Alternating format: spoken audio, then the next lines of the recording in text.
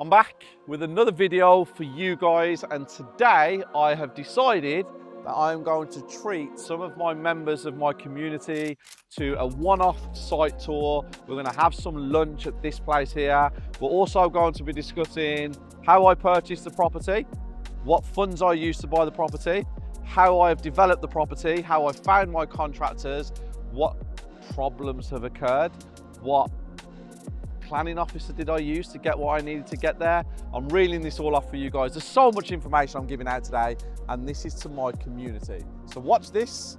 Let me know in the comments below what else you'd like to see, and enjoy.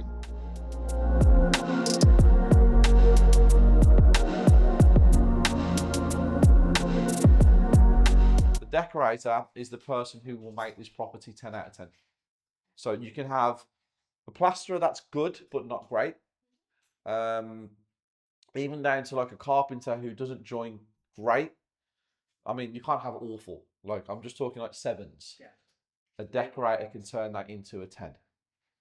A great decorator comes in, they can sand, they can paint, they can fill. Things like this, like stuff like that there, that needs sanding and pulling the thingy. That's just movement in the plasterboards. And again, like all the cracks that you can see around, that's just time because it's been on for a bit, but all of these will be sealed in and stuff like that. Things like that corner there, see that? Can't have that. That's just normal cracking with the weather and the cold weather and the hot weather. So a decorator will make it perfect. These flats they're just for single people. They're just for single people. Now, a few things that obviously need to be rectified, which I'll show you, is obviously all these will be sealed in once they're all done and finished, okay? The extractor fan will be boxed in with the metal case, but obviously we're not at the end stages yet. We've still got quite a bit of time to go. And then the only thing that's really upset me is the boilers, okay? So what we're doing with the boilers, I'm encasing them. I'm having a case built around them in there where another door opens up. So when you do open the boiler, it's not on show, because every flat's got a boiler, and we had nowhere else to put it apart from in these cupboards. Floating radiators, as you know, I don't like anything else. And again, we'll have something called a mastic man. Do you know what that is? They use like pieces of wood, sticks and stuff like that, and they have like they're like painters. They come in cases of loads of different colours and they match and they do things.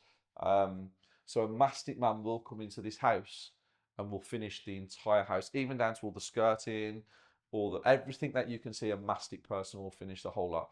So kitchen, which unfortunately classes as a living room as well. Bedroom, bathroom. These are for single people who work professionally full time. So like nurses, people who do like 80 hours a week. This is what this was built for. If you come through here, you can see now we've had all the floor dug up and we've had it infilled back in, which was a bit of a pain in the arse, but we're done. If you come into this one, okay. Again, same layout, a bigger one this is now. This is the kitchen and the living room. Got the bathroom in there and you've got the bedroom in there as well. Every single one of these flats, if you notice, has got 2 entrances. So the one that you've just been in had a front door entrance and a back door entrance, because we came in the back door. This one has patio doors in there to go out and a front door. That's because of fire regulation. So if there's a fire in here, which is where fires usually start, you can't run through the kitchen to get out. So there's a back patio door out there for you. Went for a lighter colour kitchen in here. Yeah, went for a lighter colour kitchen. But there's a lot of imperfections in the ceiling. There's a lot of imperfections. You can't really tell, can you, at the minute? As you go around more and more and more, not in hearing things, you'll see, like, there's little things that I don't like, but that's where the decorator comes in, sands and repaints, because this needs another 2 coats of paint. Probably just screws off overboard. Yeah, yeah. So they need sanding, and it needs filling, and it needs putting through. Carpet will be everywhere that you can see. So where there's tiles, it'll switch to carpet over here. Carpet in the bedroom, tiles in the bathroom. Again, there's the casing on the extractor fan. That's what it'll look like. But spotlights everywhere, and yeah, That's really important as well to understand that when they do spotlights and when they do come in and paint, all of your plug sockets, all of your switches, all of your spotlights need to be pulled out, Kev. Yeah. Yes. Another consumer unit up there, another boiler in there. Every flat is self-sufficient, it's independent. Every single flat is independent. If we go over to Terry's, there was a decorator in here yesterday doing something, not yesterday, when I came the other day doing something, but I don't know what he was doing. There was something he was doing and I don't know what it was. It's here.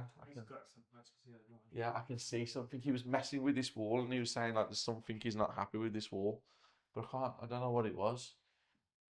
I don't know. Smoke alarms,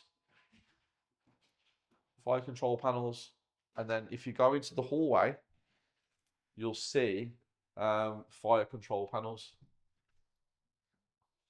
That looks really nice, actually. Fire control panels there on the right. This it has to be monitored and maintained. It's £850 a year to have that serviced on top of all your bills. All of these lights in here are censored because this is my community that I have to pay for. Down by your foot, that plug socket will change, but can you see there's a key to use the electric? So to use the electric out here, you have to have a special key to turn it on in order for you to do it, because most people then will just run an extension lead into their house and run everything off that. So that's what we're doing down here. If you go upstairs, that's flat 3 right in front of you if you go into that door there. Flat number 3, again, it's laid out the best it can be laid out with the space that we had, the adequate space that we had. There's a consumer unit, boilers in here, same layout as downstairs, light colours, windows let quite a lot of light in. Flooring's, I like the flooring. I think the flooring's great. Carpets will be up there. These were the original working drawings that we had done. When we had these drawings done, I had obviously a management team, like a people around me that dealt with this kind of stuff. And when I laid the floor out with the square footage and everything else in here, I was like 4 flats. And then I got told in January that flat 4 doesn't exist. 12 months later, I get told flat 4 doesn't exist. So I'm like, what do you mean flat 4 doesn't exist? And they're like, Steve, it's not on the plans. It's not been applied for. You've got planning permission for the 3, but you ain't got planning permission for 4. And I was like, but that's impossible because I've got the working drawing showing 1, 4. And I was like, yeah, your project manager had made a mistake and X, Y, and Z. Move forwards correctly. We went for retrospective planning. Retrospective planning's with the council now. They've said 90% yes, just waiting for a final sign off on it. I think this is a real good takeaway.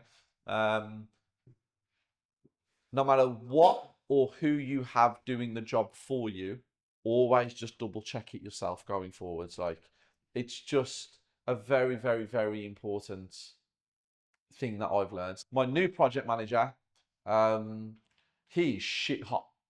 Like, when I say shit hot, I mean like this geezer is like, he's army, military. So he's like, everything is like documented. But even though he's military and he's on the ball, it's my job to make sure that they don't fuck up, like, because we've had a lot of fuck ups in the past. But yeah, great space, this one. This is a duplex. I think they went overkill on the lights, personally. I think there's too many spotlights in here. I don't understand, it won't work. Unless you switch them on from downstairs. I don't understand what is going on with the spotlights. I don't get why we've got 12. I will say that when the lights are on in here, it does look like a really cool fucking room. Yeah, it does look like a really cool room. Once I get the carpets in here, can you see how straight it is? See how nice it is, nice and flush, nice and nice. See how the walls are all nice and straight. Obviously, we've got some plaster cracking. That's completely normal, guys. If you watch Rate My Refurb on my YouTube channel, I went with someone called Darren Wilson, who's a really good guy, like genuinely. Watched a little bit about him. Yeah. So if you look, I walk into the living room without him and I say, this was a different plasterer to the other rooms. And then when he come in 10 minutes later, I was like, Daz, and he was like, oh, we had a different plasterer. You can tell as you become more experienced and you go around more sites, because this is the key, you know, go into sites. Yeah. This is how you really, really, really get a good insight into things. But this bathroom there, guys, stroke of luck, it was a loft. This is a really cool bathroom. It's really, yeah. Yeah, this is a really cool bathroom. Obviously, just gotta wait for the decorators to come in once they do their thing and the cleaners. But yeah. You know when you do all your bathrooms and like your flooring and your carpets and picking them out, do you get an interior designer or do you know what you want to do? Yeah, I just tell them what colours I want to use, what I want. Yeah. Yeah. So this shouldn't be silver. This should be black. So that will be changed, and then I'll just use that one on another one of my projects. Yeah. So yeah. Hopefully you found this useful. So today we've done a bit of an impromptu site visit at one of Steve's sites where we invited a few members down, very last minute, but we've turned up at one of Steve's flat conversions in Wolverhampton. Steve's taken them around, talked about all the ups and downs that he's experienced. I love that I had a chance to see some interesting property. There was a house that's been converted in multiple flats. Honestly, it was a great opportunity, very hands-on experience, and personally for myself, I loved it. I was really impressed with the standards and all the information that I was able to get from Steve. He's a great educator. I mean, I don't know any other educator in the UK that will actually firsthand show you around and take the time to answer every single question. The online university, like I said previously before, it offers that knowledge, in-depth knowledge. However, once you go on site, you get to be proactive, you get to learn everything, the ins and outs of what it takes to become a developer and, you know, just about the property itself. It's not about being a manager for a property as a service accommodation. It's not about rent to rent or, you know, having to get your cut on the property. It's about becoming a property developer in the UK. And it's just great to network with people who have been in this industry for years and years, and it just provides a lot of in-depth knowledge that I didn't know before. However, being here today, I've learned so much. There you have it, guys. A great day out. I only put this in my app last night and said whoever wants to come to a site visit today and get a little bit behind the scenes. We got 4 people said I could make it within 12 hours. They turned up this morning. We went through lots of different things on site after my building inspector meeting this morning. But when we went for lunch, these are the things that they asked me behind the scenes. All about housing associations. One person who turned up wanted to know about a housing association that they're going to be working with in Manchester. Due diligence. How do they know if the housing association is any good? Are they going to stick to what they say they're going to do, etc, etc. Somebody else wanted to speak to me about buy, refurbish, refinance, rent. Actually, 2 people did.